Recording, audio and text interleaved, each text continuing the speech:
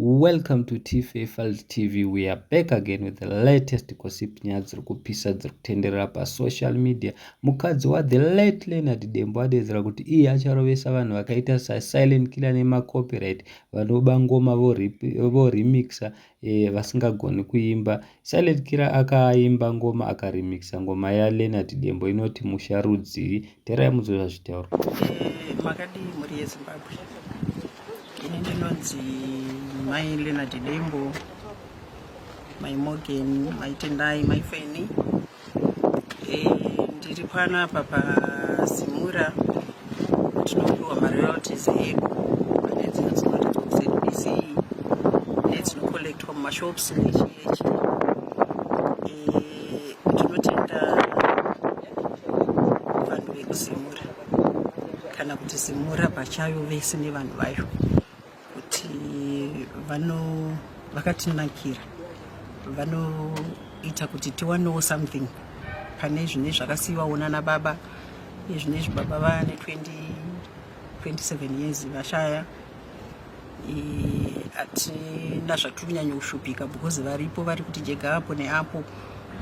Of course zvinhu zvakaoma, upenyu hwakaoma, nyika yakaoma, saka zvishoma izvozvo zvavanotipa tinongotendawo nazvo.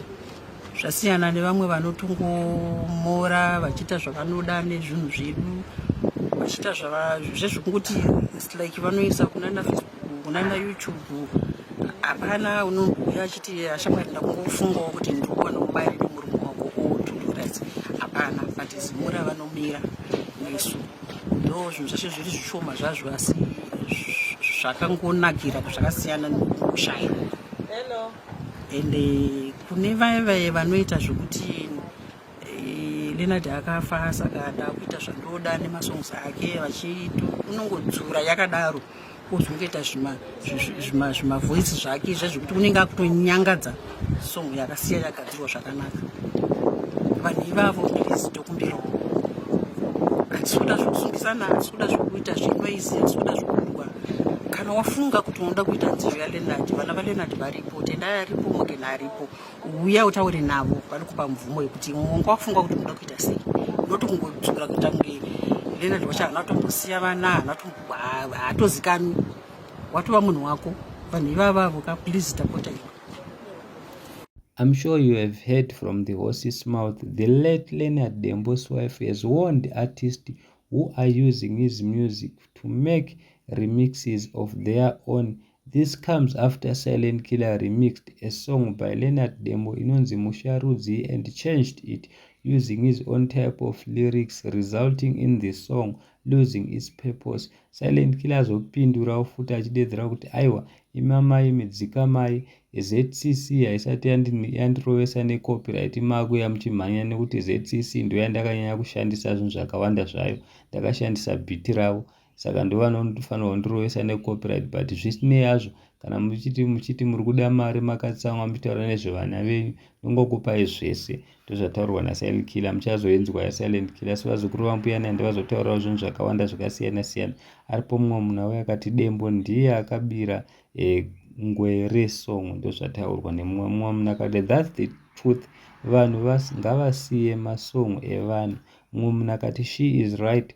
Mumwe munhu akati but then remix yengwere iri kutonaka kudarika yaDembo. Mumwe munhu akati Desi part 2 loading. Mumwe munhu akati akuda mota wechitsotsi akaona zvakaitika kuna Desi. Mumwe munhu akati truth, let's respect our dear departed artist.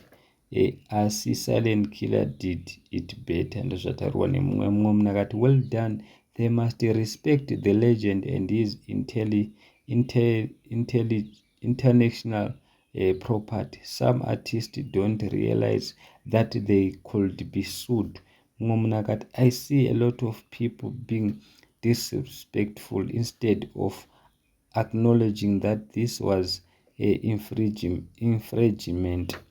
Copyright laws and trademarks can be enacted. Artists should follow the proper channels and they come from having a good manager. Varikudedzera kuti manager ndo yakadhakwa Silent Killer. Mumwe munhu akati in the era of urban groove we didn't witness such issues as they were educational individuals coming from music college. Izvi zvemagaba izvi haiwa tatadza.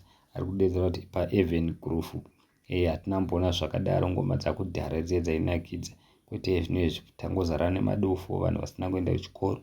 Mumwe munhu akauya akati iye, some guys are insulting this innocent mom, shame on you.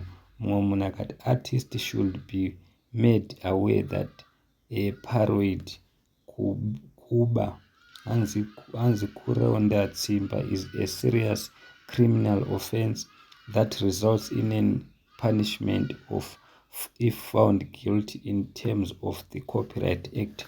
Mumwe munhu akati correct, artist must be aware of copyright issue. Ngwere is always trending either for good or bad reasons. Mumwe munhu akati iye, the more you try to pull down Silent Killer, the more he come rising. Mumwe munhu akati she is right, Ngwere my foot. Mumwe munhu akati go and see Victor mama, makuda mota tokuzivai. Mumwe munhu akati iye ngairire Ngwere. Mumwe munhu akati she is 100% and on point, ask first before doing the unusual. Mumwe munhu akati she is right, a proper musician should do his own music or follow proper channels. He can't just do what he wants with other people's work. Distraction to Dembo's music is disrespected. Mumwe munhu akati Tuku was a legend.